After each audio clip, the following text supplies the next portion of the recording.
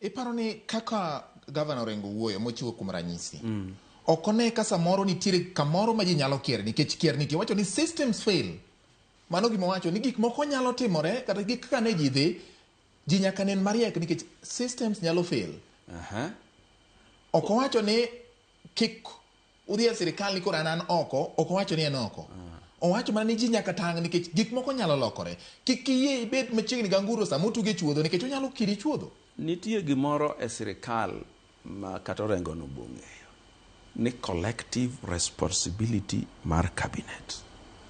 Wandai ok nyal gwenyore gi position mar president. Ok nyal kata CS mora mora ok nyal gwenyore gi position. To ka position no se lokore to lokore kode. Okay. To be onge sirikal mora mora ma perfect malera pa gik moko nyaka gwenyre koni gi nikech ang'o nikech sirikal ji ng'eny e iye. Okay. Moi no wacho ni bas moriembo no nitie nyaka pickpockets e iye. Ok owulo ni Moi be koro pickpocket. Ok owulo ni president be koro nitie joma riche e sirikal no. Ok owulo ni sirikal no koro rachte. Okay. Gima Mwalimu wacho is correct nikech sirikande gi ni oting'o nyaka jo pickpockets. Gima timore ma Orengo temo wacho according to kaka an awinjo siasa. En Orengo temo neno ni nyotu kodwa matin. Nyiso ni president ne ok owuoyo gi jatije mondo ka chieng' moro wacho dani ne rach kata dani ne ber to dong' e ministry ma en ja ODM. Ing'eni Wandai ja ODM to otiyo sirikal mar UDA. Koro nyalo keli to kosekeli ti imieni kama to gino dong'ni kato kiny iyudo ka nitie gimoro motimore e docket no tiriembi oko tisiemo ni macha. Mano be nyalo timore, ok wacho ni Ruto apango timo. President ok pang timo gino. But mago osebedo ka timore e siasa. Namba 2, kichaki winjo gima Orengo temo wacho, en ni sirikal mora mora system nyalo. Ing'ino Orengo an gima mona pingo ji miena gimoro achiel kende. Yiga tam mokalo cha nowacho Senate ni a time comes ni seche moko chopo ma sirikal chama ng'owa chamo nyithinde.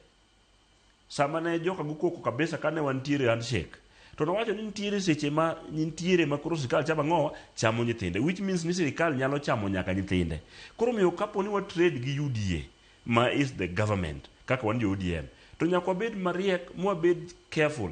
Ok wanyal overturn gima president osewacho nikech en ema head of the state, but president bonego bende miyo wat room mar consultation ni gino nego ing'e sirikal nicho sepodho nchi gino gore piny ka ma ji nyithindo ma DNC donjo nyaka parliament motom moketo everything no podho kanyo dong sirikal gi jano sepodho kose kawo mes molal go to mano is not a government. To gima notimore ni seche go ne nitie jok mane winjo ka Mwalimu wacho ka ne nyalo bet ni riembo bas nyaka jok ma timo ng'owa makwani.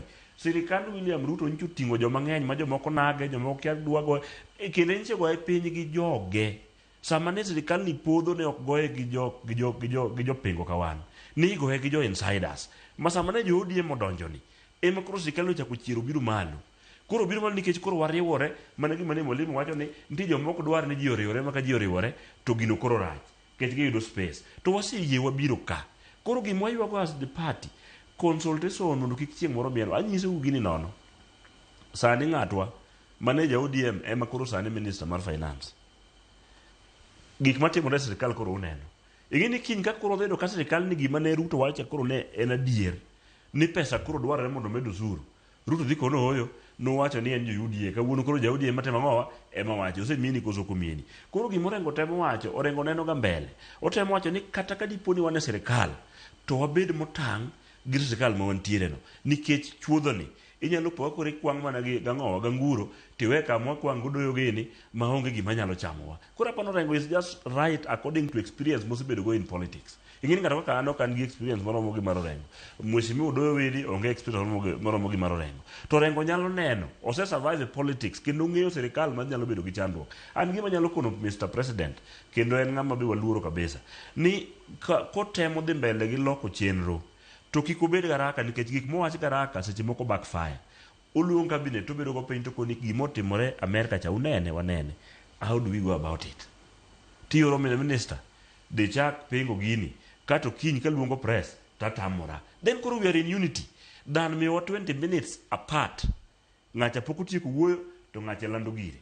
Wan e government mar ji ariyo koso ji adek koso. Koro gima ni Mwalimu lernwa ka kaka gin confused in this government. Nto serikand gini how confused they are. Eni gibedo ni gin too confused makoro ng'ama nyalo consult onge. In fact, an chadode mondo Odoyo Mwalimu obed minister in this government. Because ong'ama riek. Why? Yes, Odoyo ng'ama riek. Odoyo ken ng'ama fuwo. I was suspect Odoyo nego bed minister kata obedo achiel kuom jok ma vice president. Nikech gik mosebedo kowacho timore. I was just feeling ni mondo ne miyo Odoyo board moro matin mar kia ginene ka. To iketo bedo advisor mar president. Koro ngene kana obiro kode studio ka tawuoyo gi chief advisor mar president. Kata minister mochung' ne migawo mokech Odoyo riek ong'e gik moko te and we really respect him. Is okay. Yes. In